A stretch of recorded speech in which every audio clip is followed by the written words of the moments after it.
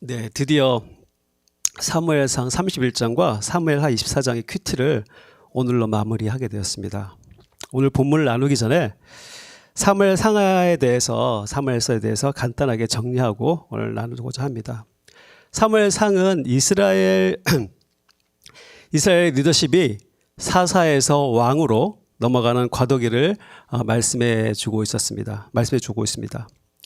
선지자이자 마지막 사사인 사무엘과 이스라엘의 초대 왕인 사울, 또 왕으로 기름 부음을 받았지만 사울의 후계자로서 이대 왕으로 인정받지 못한 다윗이 사무엘상에 나오는 중요한 세 사람입니다.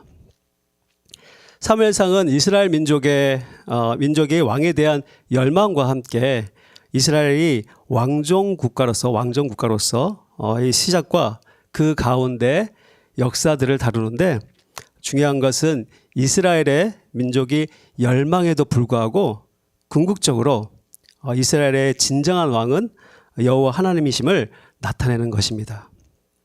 그리고 사무엘상에서는 하나님의 기름 부은 왕이 하나님의 뜻에 자신을 맡기며 그분의 율법을 순종하느냐 불순종하느냐에 따라서 많은 사건을 영적으로 현재 우리에게도 불순종과 불순종의 결과를 보여주면서 온전한 신앙생활에 대한 도전을 하게 하십니다. 또한 사무엘상에서는 초대왕 사울이 하나님께 불순종함으로 하나님께서 대신 이스라엘의 위대한 왕 다윗을 소개하고 있습니다. 결코 완전하지는 않지만 사무엘상 13장 14절에서 지금은 왕의 나라가 길지 못할 것이나 여호와께서 왕에게 명령하신 바를 왕이 지키지 아니하였으므로 여호와께서 그의 마음에 맞는 사람을 구하여 여호와께서 그를 그의 백성의 지도자로 삼으셨느냐 하고, 사울이 아니라 이제 다윗에게로 마음이 합한 왕이라는 것을 이제 선포하고 있습니다. 다윗은 하나님의 마음에 합한 사람이라고 말씀하면서 왕으로 세우시는데요. 신약에서도 다윗에 대해서 언급하고 있습니다. 사도행전 13장 22절을 보면 다윗을 왕으로 세우시고 증언하여 이르시되 내가 이새의 아들 다윗을 만나니 내 마음에 맞는 사람이라 내 뜻을 다 이루리라 하시더니, 이렇듯 하나님의 마음에 합한 자 다윗에게는 사무엘하 7장 4절부터 17절까지 언약의 말씀, 다윗에게 그 왕국의 보좌가 영원할 것이며 그것은 바로 다윗의 후손이신 예수님의 영원한 통치를 약속하십니다. 다윗은 메시아로 오시는 예수님의 전조가 되었습니다. 로마서 1장 3절에서 예수 그리스도를 말씀하시면서 육신으로는 다윗의 혈통으로 나셨고 라고 표현하고, 계시록 22장에서는 다윗의 뿌리와 자손이라고 표현하고 있습니다. 그렇듯 다윗은 하나님이 택하시고 세우셨습니다. 하지만 사무엘 하에서는 다윗이 한 인간으로서 죄인임을 알게 하십니다. 사무엘 하에는 처음에는 유다 영토에서, 나중에는 이스라엘 전 영토를 다스리는 다윗 통치의 절정기를 기록하고 있습니다. 더불어 다윗의 왕위 등극과 더불어 또 간음과 살인죄 등 그의 죄악으로 인해서 가족과 나라에 내린 죄의 결과를 보여주고 있습니다. 사무엘하 또한 하나님에 대한 순종과 불순종에 대해서, 그리고 그것이 인간의 삶에 어떤 결과를 가져오는지 우리에게 보여주시지만, 그럼에도 불구하고 하나님이 세상을 지키시고 또 구속하시려는 계획을 성취하시고자 역사하심을 우리에게 보여주고 계십니다. 오늘 마지막 24장도 다윗의 죄와 회개의 내용을 다루고 있습니다. 오늘 본문에서는 다윗이 인구소사라는 것을 행함으로써 죄를 짓게 되고 그로 인해서 재앙이 어떻게 멈추게 되었는가를 보여주고 있습니다. 인구조사를 하는 목적은 어제 목사님도 말씀하셨지만 세금 징수와 군대를 조직하는 것과 관련이 되었다고 말씀합니다. 이것은 왕권 강화, 왕권을 강화하는데 직결되었다는 것을 알 수 있습니다. 그러나 다윗은 인구조사 이전에 먼저 하나님께 의뢰하고 의지하는 것이 우선이었는데 다윗은 하나님께 의뢰하지도 않고 자기 멋대로 이렇게 결정한 것이었습니다. 그 결과 다윗은 자신의 죄로 인해서 온 이스라엘이 무서운 재상에 닫힌 것을 목격한 다윗은 하나님께 부르짖게 됩니다. 우리 다 함께 17절, 오늘 17절 말씀을 다 함께 읽겠습니다. 17절입니다. 네. 다윗이 백성을 치는 천사를 보고 곧 여호와께 아뢰어 이르되 나는 범죄하였고 악을 행하였거니와 이 악 무리는 무엇을 행하였나이까 청하건대 주의 손으로 나와 내 아버지의 집을 치소서 하니라. 네. 다윗이 하나님의 긍휼을 기대하며 하나님의 손에 빠지는 선택을 하자 여호와께서는 그날 아침부터 정해진 때까지 단에서 브얄세바까지 이르는 온 땅에 전염병을 내리십니다. 놀랍게도 짧은 시간 안에 전염병 심판으로 해서 무려 7만 명이나 되는 사람이 죽었습니다. 백성이 죽었습니다. 전염병 재앙을 일으킨 천사가 예루살렘 쪽으로 손을 뻗어서 도성을 치려는 순간에 하나님께서는 재앙 내리신 것을 슬퍼하시고 또 백성을 멸하는 천사의 손을 거두게 하십니다.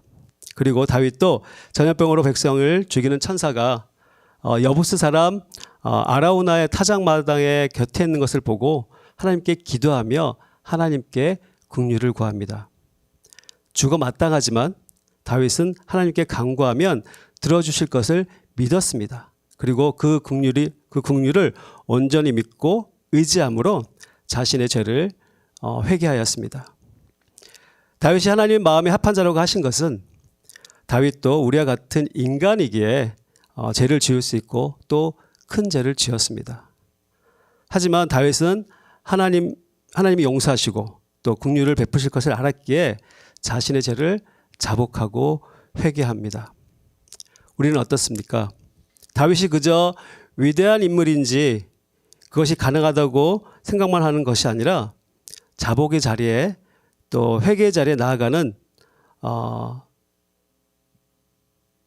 다윗의 모습을 보면서 우리 또한 저와 회개의 자리에 그리고 자복의 자리에 또 하나님 앞에 나아가는 저와 여러분이 되기를 기도합니다.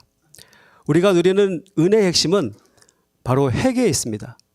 항상 같은 죄에 넘어져서 또다시 회개하기가 민망하다고 또 다시 회개하며 결코 회개가 멈추지 않는 자 하나님께서는 그런 자를 바라보십니다.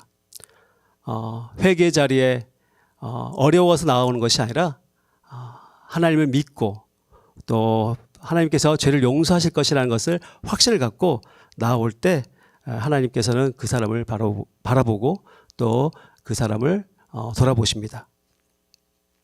21절을 다 함께 읽겠습니다. 21절입니다. 이르되 어찌하여 내 주 왕께서 종에게 임하시나이까 하니 다윗이 이르되 내게서 타작마당에 사서 여호와께 제단을 쌓아 백성에게 내리는 재앙을 그치게 하려 함이라 하신지라. 네. 때마침 아라우나가 밖을 내다보다가 다윗 왕과 그의 신하들이 자기에게로 올라오는 것을 보고서는 즉시 왕이 앞으로 나아가 얼굴이 닿도록 절을 합니다. 그러고 나서 다윗 왕에게 무슨 목적으로 친히 자기에게 찾아왔는지 묻습니다. 다윗은 아라우나의 타작마당을 사서 그곳에서 제단을 쌓고 여호와께 제사를 드림으로 전염병 재앙을 그치게 하려고 한다고 말하고 있습니다. 19절에서 다윗은 하나님께서 명령하신 대로 행하려고 가세 말대로 제단을 쌓으려고 합니다. 왜 제사를 드려야 할까요? 오직 속죄 제사만을 통해서 하나님의 진노가 멈춰지고 또 그들이 그 진노에서 벗어날 수 있기 때문입니다. 아라우나의 타작마당은 모리아 땅으로 아브라함이 이삭을 바쳤던 곳이었고 또 훗날 솔로몬이 성전이 세워지는 곳이라고 합니다. 공의로운 하나님께서 죄에 대해서 그냥 지나칠 수 없고 반드시 심판하신다고 하셨습니다. 그래서 그 진노의 재앙을 완전히 멈추기 위해서 희생제사, 속죄제사를 드려야만 합니다. 즉 누군가 대신 죽어야만 그 진노를 멈추시고 또 죄를 사해 주십니다. 바로 우리의 죄를 대신에 진노를 멈추시기 위해서 죄인 우리를 위해서 예수 그리스도께서 십자가에서 죽으심으로 대속하셨듯이 바로 다윗에게도 그런 행함을 보여주고 있습니다. 바로 우리의 죄를 대신해서 진노를 멈추기 위해 죄인 우리를 위해서 예수 그리스도께서 십자가에서 죽으심으로 대속하셨습니다. 대속하신 주님께 감사하며 여전히 죄악 가운데 발버둥 치지만 세상 속에서 해결하는 것이 아니라 예수께 나아가 죄를 자복하며 진정한 회개로 회복의 자리에 나아가는 저와 여러분 되시기를 간절히 소원합니다. 마지막으로 24절과 25절을 다 함께 읽겠습니다. 24절과 25절입니다. 네, 시작. 왕이 아라우나에게 이르되 그렇지 아니하다. 내가 값을 주고 내게서 살이라. 값없이는 내 하나님 여호와께 번제를 드리지 아니하리라 하고 다윗은 은 50세겔로 타작마당과 소를 사고 그곳에서 여호와를 위하여 제단을 쌓고 번제를 회복제를 드렸더니 이에 여호와께서 그 땅을 위한 기도를 들으심에 이스라엘에게 내린 재앙이 그쳤더라. 네. 우리는 사무엘서를 마무리하면서 마지막에 두 사람이 대면하는 것을 보게 됩니다. 아라우나와 다윗. 네, 아라우나는 다윗에게 소와 땔감까지 드릴 테니 제사를 드리라고 합니다. 아라우나는 여부 사람이었지만 대가를 바라지 않고 또 자기의 소유를 헌신하며 다윗이 하나님을 위한 제단을 쌓도록 도우려고 하고 있습니다. 아라우나의 모습을 보면서 우리에게도 하나님께 드리는 예배에 나와 나의 것을 모두 헌신하며 드리는 자가 되기를 기도합니다. 기쁨으로 감사로 드리는 제사로 또 예배로 하나님께 영광 드리는 저와 여러분 되기를 기도합니다. 우리는 또 다윗의 모습을 봅니다. 다윗은 아라우나의 제안을 거절하고 그 땅과 소를 상당한 값을 주고 구입합니다. 값진 하나님의 은혜에 값없이 화답하지 않겠다는 의지를 보여주는 모습입니다. 또한 하나님의 진노를 멈출 수 있다면 이스라엘의 회복을 위한 일이라면 제사라면 또 나의 모든 것을 드리겠다는 순전한 마음의 표현을 보여주고 있습니다.